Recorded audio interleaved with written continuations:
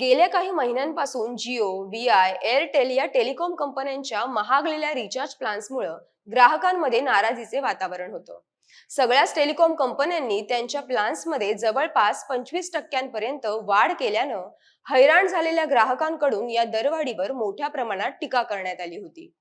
काही महिन्यांपूर्वी सर्वसामान्यांच्या खिशाला कात्री लावणाऱ्या खासगी कंपन्यांना बॉयकॉट करण्याचे आवाहनही सोशल मीडियाद्वारे करण्यात आले होते. तसेच खासगी कंपन्यांचे महाग असलेले मोबाईल रिचार्ज परवडत नसल्यानं बरेचसे ग्राहक आता बीएसएनएल कडे वळले आहेत. परिणामी जिओ, व्हीआय, एअरटेल यांच्या ग्राहक वर्गात घट झाली, तर दुसरीकडे अवघ्या काही महिन्यातच बीएसएनएलच्या नवीन ग्राहकांचे प्रमाण वाढल्याचे दिसून आले. मात्र अद्यापही या खासगी कंपन्यांनी आपल्या रिचार्ज प्लॅन्समध्ये कुठल्याही प्रकारची कपात केलेली नाही. याच सगळ्या पार्श्वभूमीवर ट्राय म्हणजेच भारतीय दूरसंचार नियामक प्राधिकरणानं मोबाईल रिचार्ज संदर्भात नवीन नियमावली जारी केली आहे. या नव्या नियमांमुळे अवाच्या सवा वाढलेल्या मोबाईल रिचार्ज प्लॅन्सला आळा बसणार असल्यानं ग्राहकांना दिलासा मिळणार आहे. नेमके काय आहेत ट्रायचे हे नवे नियम आणि यामुळे टेलिकॉम कंपन्यांचं नुकसान होणार का?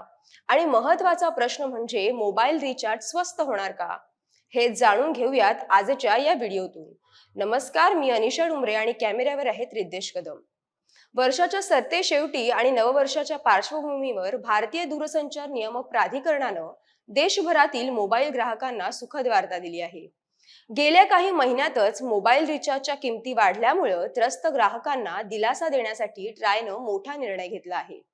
ट्रायनं जिओ, एअरटेल, वोडाफोन आयडिया आणि बीएसएनएल सारख्या दूरसंचार कंपन्यांना डेटा शिवाय कॉलिंग आणि मेसेजिंग सेवा प्लॅन सुरू करण्याचे आदेश दिले आहेत.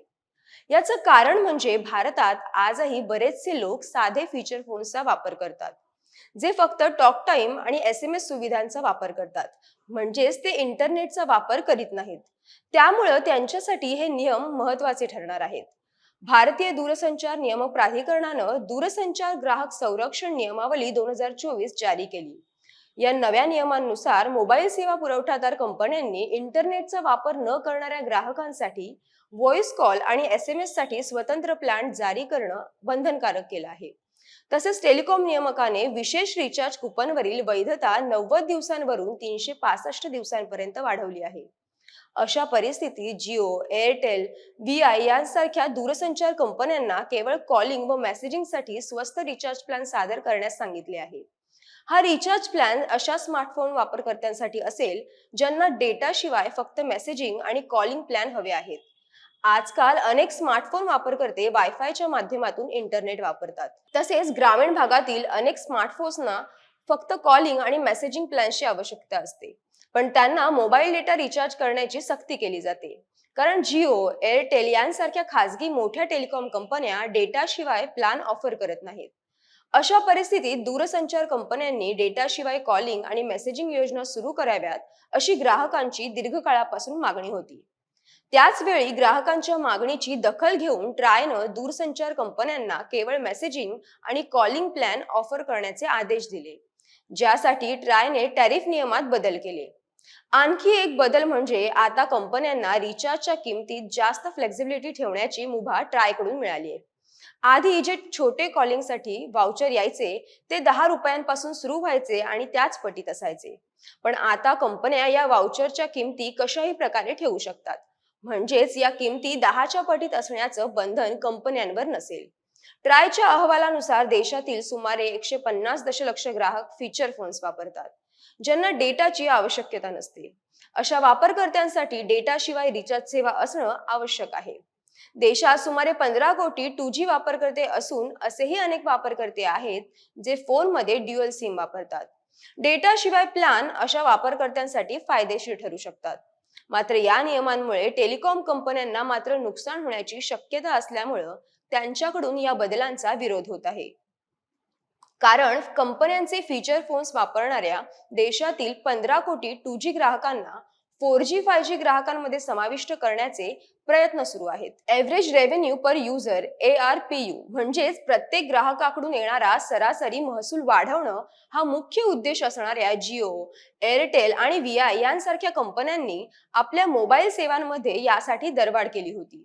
त्यामुळे ट्रायच्या नव्या नियमांमुळे मोठ्या कंपन्यांना ARPU कपात होऊन नुकसान होण्याची शक्यता आहे. मात्र सगळ्यात स्वस्त मोबाईल सेवा देणारी सरकारी कंपनी BSNL फायद्यात राहू शकते. एकीकडे जिओ, VI, एअरटेल या खासगी टेलिकॉम कंपन्यांच्या वाढत्या दरवाढीमुळे वैतागलेले ग्राहक स्वस्त सेवा देत असलेल्या कंपन्यांकडे वळू लागल्याचे दिसतात. त्यात BSNL लवकरच 5G सेवा सुरू करणार असल्यामुळे या कंपनीची सेवा घेण्याकडे ग्राहकांचा कल वाढू लागला आहे. खासगी कंपन्यांचे महाग होत असलेले मोबाईल रिचार्ज परवडत नसल्यानं काही लोक BSNL कडे वळू लागले आहेत. सोशल मीडियावर BSNL की घर वापसी हा हॅशटॅगही ट्रेंड झाला. 3 प्रमुख कंपन्यांनी जवळपास 1 कोटी ग्राहक गमावले आहेत. BSNLचे चांगले नेटवर्क आणि 5G सेवा सुरू झाली तर या कंपनीची स्वस्तातील मोबाईल सेवा घेणाऱ्या लोकांची संख्या वाढू शकते. त्यामुळं एअरटेल, जिओ, वोडाफोन आयडिया या कंपन्यांना फटका बसू शकतो. 9.33 कोटी युजर्सनी सप्टेंबर महिन्यात मोबाईल नंबर पोर्टेबिलिटीसाठी अर्ज केला होता. वाढत्या दरवाढीमुळे ग्राहकांमध्ये नाराजी असून स्वस्त सेवा देत असलेल्या कंपन्यांकडे ग्राहक वळू लागल्याचे यातून दिसते. भारतीय दूरसंचार नियामक प्राधिकरणाच्या आकडेवारीनुसार गेल्या 2 तिमाहीमध्ये एअरटेल, जिओ आणि वोडाफोन आयडियाचे युजर्स घटू लागले आहेत. त्या तुलनेत स्वस्त असल्यानं BSNL कडे लोकांचा ओढा वाढला. लवकरच BSNLची 5G सेवा सुरू करू, त्यासाठी चाचण्या सुरू असल्याचे दूरसंचार मंत्री ज्योतिरादित्य सिंधिया यांनी नुकतेच सांगितले आहे. शिवाय 4G सेवा बळकट करण्यासाठी टॉवर वाढवण्यावर आणि आणखी चांगले तंत्रज्ञान वापरण्यावर लक्ष केंद्रित केले असल्याचेही त्यांनी यात सांगितले आहे.